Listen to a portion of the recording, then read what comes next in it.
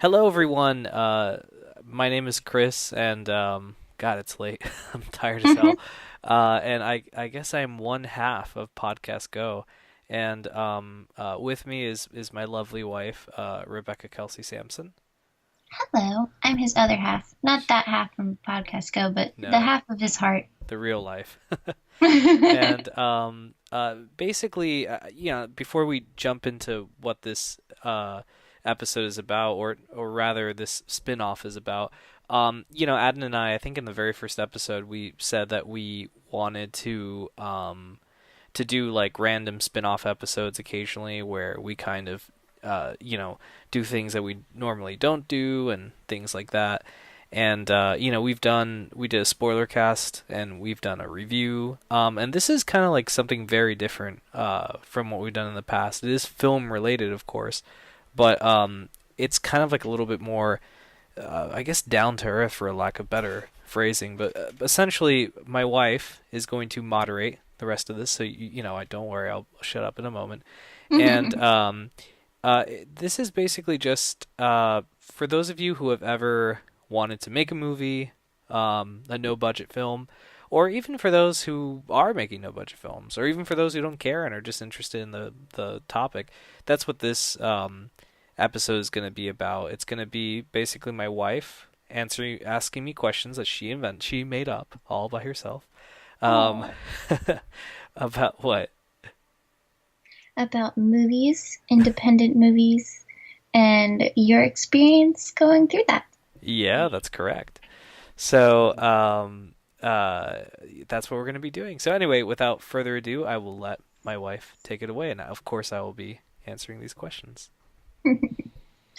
So, when I was tasked with this project, I tried to think about what were general questions for people that haven't seen Chris's movies, but are just interested in independent filmmaking in general. So then we can kind of get a gleaming of both sides of your personal experience and just kind of like the craft, so to speak. That's a good idea because we don't want this to be the Chris show because that The would Chris be, show. yeah, I because I'm do like the Chris show though. you do like, yeah, of course you're married to me, but we we don't want this to be like a self-serving. People are like, Jesus Christ, he got his wife to ask him what does he think he is, Spielberg? This is like the inside the actor's studio. Come on. Okay, so we will get started then. Sure. And this is a kind of a funny question, but Okay. when was the first time you remember thinking, I want to make a movie? Um, the first time I thought I want to make a movie was this is going back to because I had done like little like school projects and with some of my friends, and in the school projects they had always been, we would like come up with a story. Like I remember, for example, and this actually ties into the answer to this question. My friend Gabe Oria, cool guy. He and I were assigned the task to do a report on the planet Saturn, and we were like, ugh. And so we're like, let's just team up together, man, because then it's like one paper and we don't have to do two papers. He's like, good idea. And then our teacher was like, you can actually make a video if you want to. And Gabe's like, oh, even better. We don't have to write video. So this was our create. Clearly, video's easier, of course. Course. So this was our, well, back then it was because of how lazy we were. Because what we did was we said, okay, we're gonna do a video. So literally, like Gabe got his like younger brother and said, hey, you're gonna be in this video, and he's like, okay, because he's like, way younger than us, and he's like, oh man, the older kids want to hang out with me. Aw. And we he just said, here's my Halloween costume from like 4 years ago. You're gonna wear this. Chris, you're gonna wear your Halloween costume from last year. You're an alien from Saturn, and we're gonna meet in the woods. You're just gonna say a bunch of facts and run away. The end. And that's literally what we did, and we got an A for it. And so it took us like, I don't know, maybe 30 minutes to do that, and we got an A, and not including the research. So what happened was my friend, another friend of mine, his name was Alex, and this was all in like a really small town that we lived in. He one day, like, I was at home playing Sega Dreamcast because this was 1999, and I got a call from him, and he's like, "Hey man, can you come over and help us film?" And because we had talked at school, we went to the same school, and he had the same teacher, and she had given the same assignment. And I'm like, help you film? What are you filming? And he's like, the report, the thing that we're doing. He's like, and I was like, you're still doing that? Because the previous weekend he had said he was doing it. I'm like, dude, Gabe and I did that in half an hour. Do you want me to do it for you? He was like, just fucking, can you help me? And I'm like, of course I can. And he's like, all right, well, come over and just, please, we need your help. And I'm like, sure. So he goes, you're going to play an alien. I'm like, all right. So I show up, and this is what I see. I see they own a go-kart, right? Because they had a huge Mm-hmm. backyard. So they have their go-kart, and they have, like, their brothers there and stuff. And they have like one of them is wearing like clothing to look like they're like a safari hunter. So basically what happened was I was just so amazed at how much technical detail they had going on for themselves. With this movie. I mean, Gabe and I, it took us like an hour, and these guys were doing like all sorts of stuff. Um, and so I don't know. I was just very like struck by that. I just thought that was so cool that they were putting so much effort into it. And then I saw the final project, and it was hilarious. It was like really funny, and I to this day I genuinely think their movie is called Uranus Project, and to this day I genuinely think that is one of my favorite low budget movies. I mean, I'm sorry, no budget movies of all time. And I still hold it to a really high self esteem. I'm probably without a doubt the biggest fan of that movie. Um, and that just struck a chord with me that as long as you have friends and you have people that love you and, can do a movie with you, you can do one. And that kind of became my thing. I said, shit, like, can I do this? And so that's what I did. I kind of thought, well, man, I want to make a movie, and then from there, eventually, I did a movie. Like I got to direct one. I wrote one first, and then eventually, I worked my way up the ladder, and I was able to, bam, I was able to direct one many years later, in like 2003. So it was like a couple of years later, I worked my way up the ladder. But yeah, that's kind of like the first idea I had of man, I could do this. So basically, you had fun with your friends and then realized you could have even more fun with your friends and film it and say it's a movie. I mean, I just thought it was really cool that they could tell a story with like no money. Because at that point, I thought, the only storytelling I ever did Mhm. was with toys, action figures, and I thought, man, if you have friends that are willing to do this, that will jump in and will pretend to be these characters and are as passionate as you, or at least are willing to do it as a favor, you could tell a story. I mean, it may not be perfect, but like there's a means to do it, and I just thought that's so cool. You could do that, and of course, I had so much, with all the films I've done, I've had so much fun with my friends. Absolutely. I like it. I like it. Was thinking, this backstory, having so much fun when you actually did it yourself. Was it actually harder than you thought, or were there some surprises? You mean on my first movie? Yes. Um. Yeah, I mean the first no budget film I ever did. All my movies are no budget, by the way, so just keep that in mind. But the first film I ever did was a short film called The Essence of Tolkien, and ironically enough, it was a school project that they're like, you could write it, or you could even make a video, and I'm like, that's it. I'll do a video, so I don't have to write anything. So that's kind of like the genesis is always, like me being lazy. Um, but yeah, no, basically, like I was in a situation where I just became friends with a small group of people that some of them I'm still friends with, two of them actually only, and I had told them, hey, I have to do this cool project. I was thinking of filming it, making a movie. Would you guys like to do it? And they're like, yeah. And we had just met, so I was like really astonished by that. I think like Brian was one of them. He's a friend of mine, old friend of mine, and he was in it. And I think he'd only been in my house once, and he had a history. I mean, my God, now he makes a living doing videos, so go figure. But he had done videos before, and he was like, "Oh my God, of course, totally." And it was funny because I did have a lot of limitations because like half the people there, they were like, we have band practice. They were in a band, so they're like, we have band practice in like an hour. Can you get this done in an hour? And I'm like, yeah, I could try.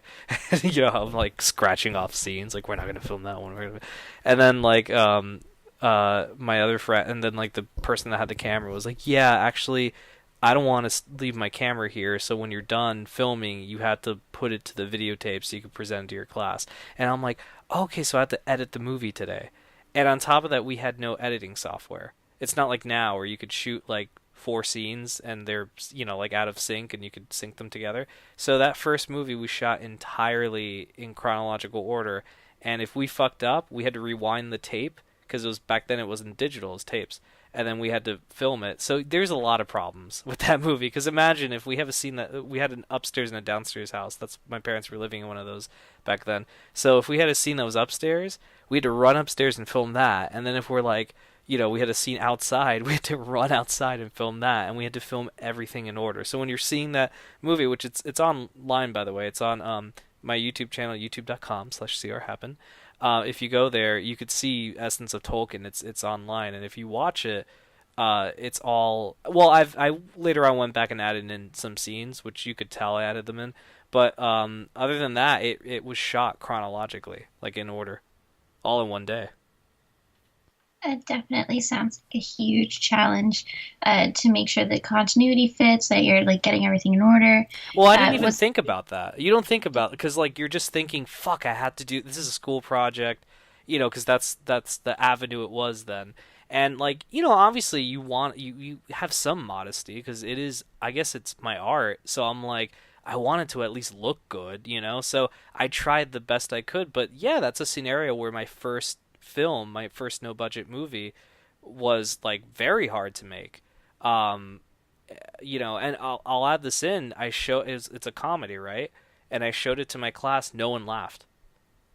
oh No, no. no one laughed. And you know what I did?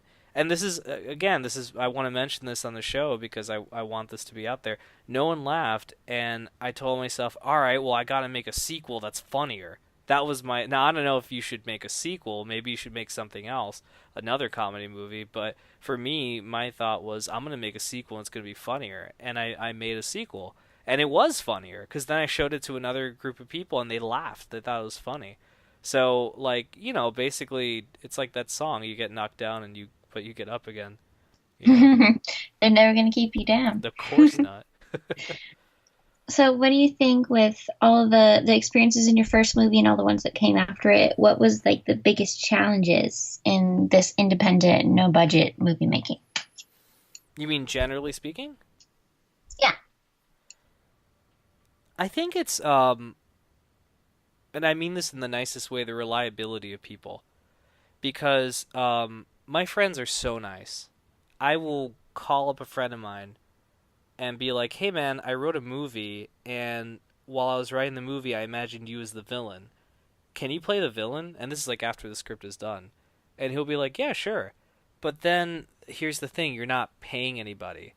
I mean, you're not giving people money. These are your friends. So these aren't actors. You're not hire. At least for me, I in a no budget film, I've yet to hire an actor because that creates a budget. You see, and then all of a sudden, you know, so for a no budget film, I mean, I don't hire anybody. I ask my friends or my family to be in it. So I think the biggest problem that I always have in every movie is scheduling.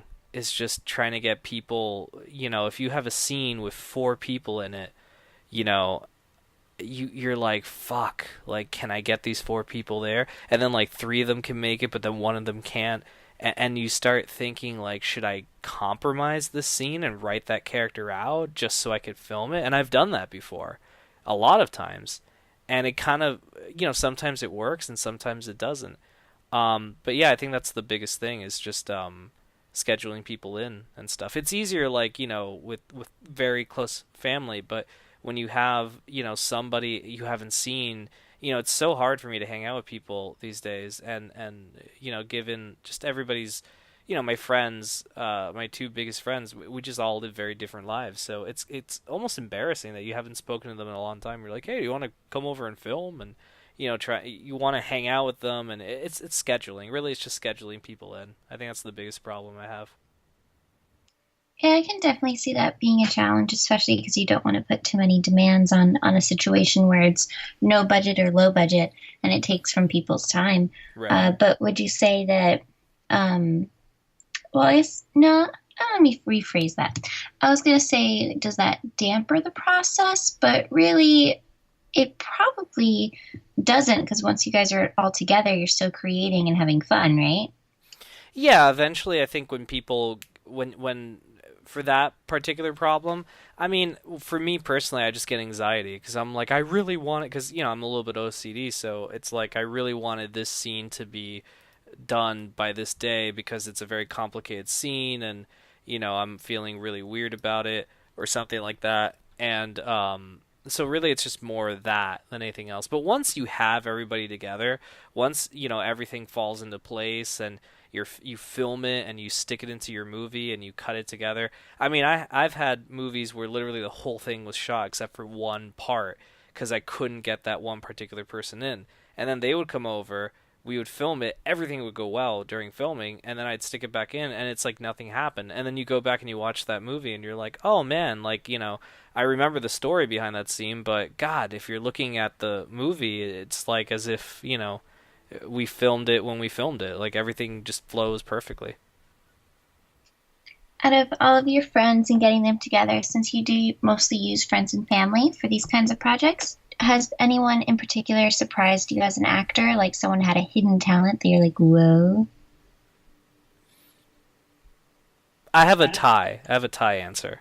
The first, I'll go one or the other. The first is actually my sister. When I was younger, she would say, she would always be like, why aren't I in your movies? Like, she's like, you're always giving me like these really small parts. Why can't I be in your movie? Like, you did this one movie, you put a girl in it. I could have done that part. Why didn't you put me in it? And, I didn't really have an answer. I just thought, well, fuck, I didn't even think about you. And, I one day put her in a movie of mine and she did great. Like, and I was like, damn. And then I could put her in another movie and I gave her a bigger part and she did even better. And I was like, damn. And I kept doing that. And now it's the complete opposite. I'm telling her, like, why aren't you in more of my movies? I'm telling you all the time to do this and you say you're busy. And, because she's older now and she's busy. And so she doesn't want, it's harder to get her in. Again, availability of people.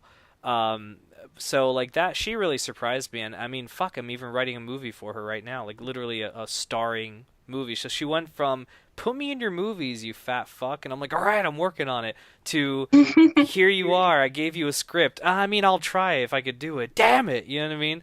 Like stuff like that. So she definitely surprised me, and I swear I'm not doing this because you're the moderator, but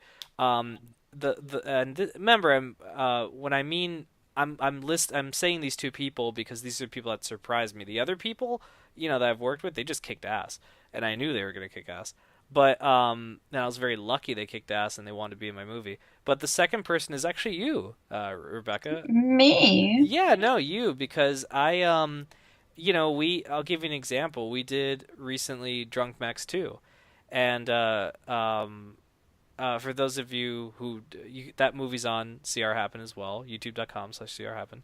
But Drunk Max is a movie that I filmed entirely. The whole film movie it was an experimental movie. The whole thing was done. I was drunk, so we wrote, directed, edited, and acted while everyone was drunk. Well, I was drunk, and people could drink if they wanted to. And Rebecca is in the movie. She plays a character called Broomhilda. And you didn't really do much in the first movie. You kind of just make pancakes and get really angry with me, and then that's the end. That you're in one scene as that That's a character. pretty funny plot synopsis for my character. You get angry and you make pancakes. Well, that's actually the other way. You make pancakes and then you get angry. But Oh, um, so sorry. but in the second movie, like I remember I went up to you and I said, I'm gonna make a second movie and a third movie. In the second movie, you have a much more substantial role. You're actually a supporting character. And in the third movie, you go back to being a smaller character, but you have more lines, but not as many as part two. And I remember, to be candid, you were very scared about that. You were kind of like, "Oh my God, you're gonna make me do this," and I'm like, "Well, you don't have to." And you're like, "Of course I am. I'm married to you." And you did a great job. You even did an accent. I did, you're like, "I'm gonna do an accent," and I'm like, "That makes sense. Your name is Broomhilda. That I could see that." And I didn't write it that way. And I then don't you even remember being the one that suggested that. Yeah, we were shooting. It was the first day of filming for you, and we were doing blue screen shots. And you started doing an accent, and I'm like, "What is that accent?" And you're like, "I don't know. I just thought it would fit the thing." And I'm like, "Yeah, keep going." And you did it, and it was funny. And like you're in the movie more, and you created this character that in the first movie, literally all you did was make pancakes and then not even say anything and then get mad and look at the camera with a mad face. And in the second movie you have an accent and like you're doing all this stuff. And if you see that second movie, I think Drunk Max 2 is a terrible movie, but if you see that second movie, there's elements in it that are so great, and I think you're one of those elements that's really great. Like you really kind of rose above that, and that surprised me. That really did surprise me a lot. Oh, thank you. I'm happy to be part of the process. Of course.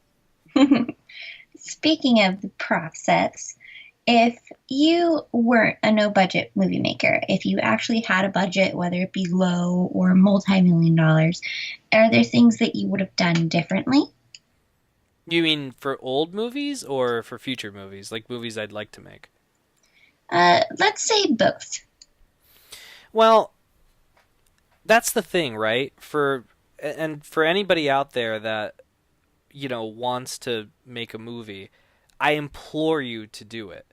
But you might want to start small, because when you have no budget, you're very limited with what you could do. Now, in this day and age, like the editing equipment and the available tools to regular Joe Schmoes like me is amazing.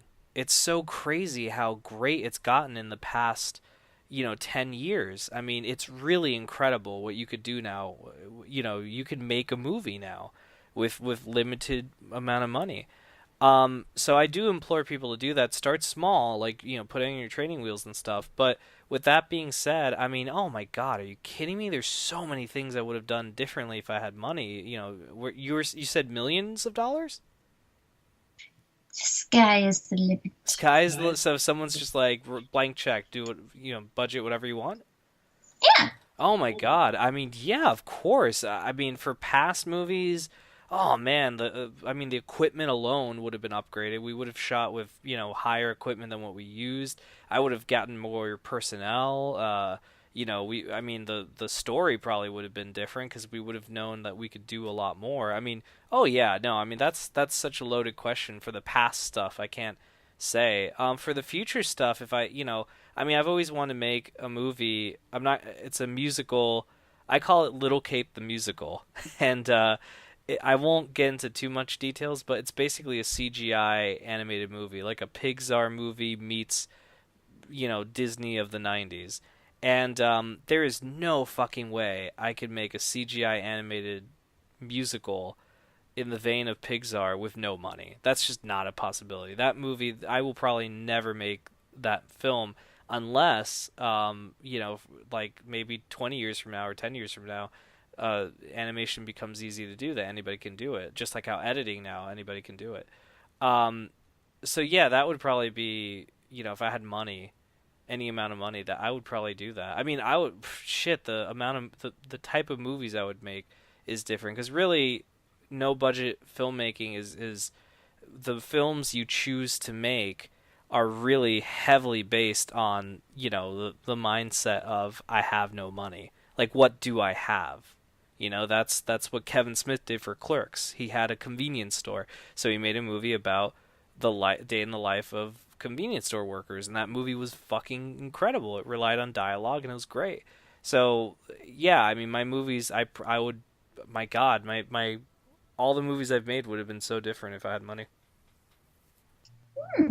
Yeah, I like that, because sometimes, like, a project can be enlightened by its limited budget, especially like you mentioned the example of Clerks, because that movie would if he had had a huge budget, it would not have been the cult classic that it is. I don't think. No, definitely. So I think a low budget can add to your creativity, but then once you're used to seeing in that creativity, when you have a bigger budget, you can expand more. So it's kind of good to start small Yeah, in it's most always cases, I think. yeah, definitely. I mean, no budget movies, it's like a double-edged sword because on one end you could do anything you want to. It's you're the boss. You're not working for a major I don't work for a fucking major studio. I'm never going to work for a major studio, you know? Like these are movies I make as a hobby, you know? I just do this because I like movies and I like telling stories and I want to do that. But see, that's the double-edged sword. You really can't do anything you want because you don't have money. So if I'm like, man, I want to shoot Star Wars, my version of Star Wars Episode Zero, and I write a script and it's like, meanwhile at Coruscant, I mean, I guess I could do that, but it's not going to look anything like what I wrote. So it is a double-edged sword. You're your own boss and you have creative freedom up the ass, but you're limited with what money you have. You know what I mean? The monetary freedom you're grounded with that, you know? I completely agree.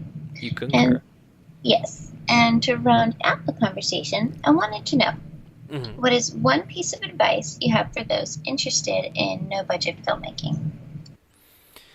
The one piece of advice, my advice is just don't, no matter what situation you're in.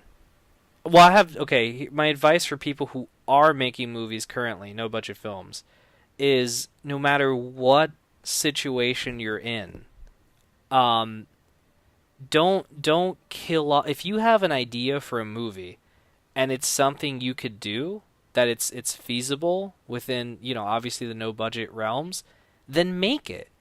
Like don't ever, like it's like what Kevin Smith said a long time ago, like say why not. Don't say why. Why should I make this? Like do it because everybody has their own creative voice, their own creative thoughts. Like no one creative thought is the same, really, truly, because it's always going to be interpreted differently by different people. And so my advice for those who are making movies is don't stop. You know what I mean? Like continue doing what you're doing and don't let anybody tell you otherwise. Don't let anybody tell you like, why are you doing that, man? Like you should be like, go get a job or something. I mean, obviously take care of financial problems and all that, but if you want to do that in your spare time, if it's something you're passionate about, shit, if you even want to make money off of it, I mean, that's great, but do it because you want to do it, because it's something you have passion for, and don't let anyone, tell you not to. And on the flip side, for those who have never done a movie but want to, um, kind of like the same principle. Like, don't stop. Um, don't be like, oh God, I have a kid. I'm always taking care of my child. I'm tired. Like I don't want to do this right now. Don't think that way because if you're thinking, God, I wish I could do this, but I can't because I have no time. Even if you write one idea on a piece of paper or on a notepad, digital notepad or whatever, a day, even if it's just one idea, shit, even a month, you're making progress. It's very little progress, but you're making progress towards making your first no budget film. So even if it takes you 10 years to make your first movie, do it. I mean, it took me 1999. I got the idea to do one. I didn't make my first movie really until 2003.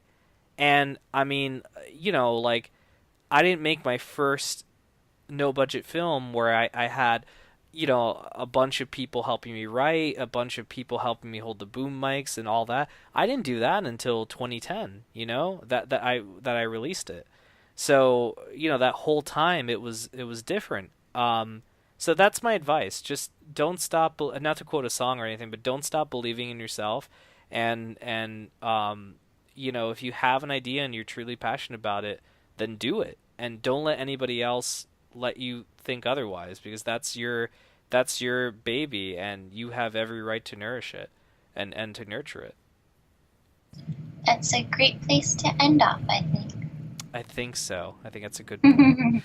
But All right, guys. Well, yeah, I guess this will be the end of the show. I hope you guys enjoyed that, and I hope anybody out there that is curious about how these movies are made or anything like that. I hope this kind of give you an insight of where ideas could stem from and stuff. I hope it wasn't too much of the Chris show.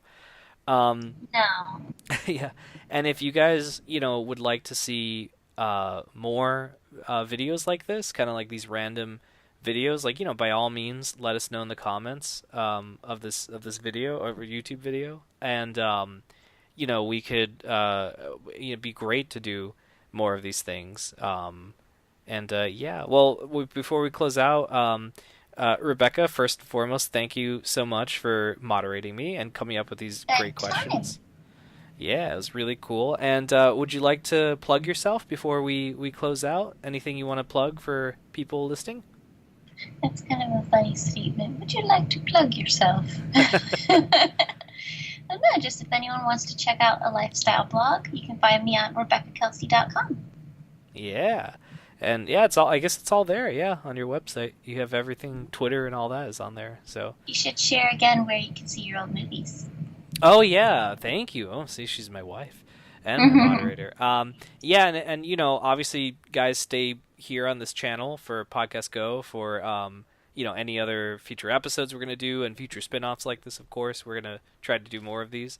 But yeah, if you guys wanna also check out any of the movies I mentioned, most of them I'm still trying to upload as many as I can, but most of them are on youtube.com/crhappen. You're gonna see a bunch of gaming videos, but I do have a playlist there.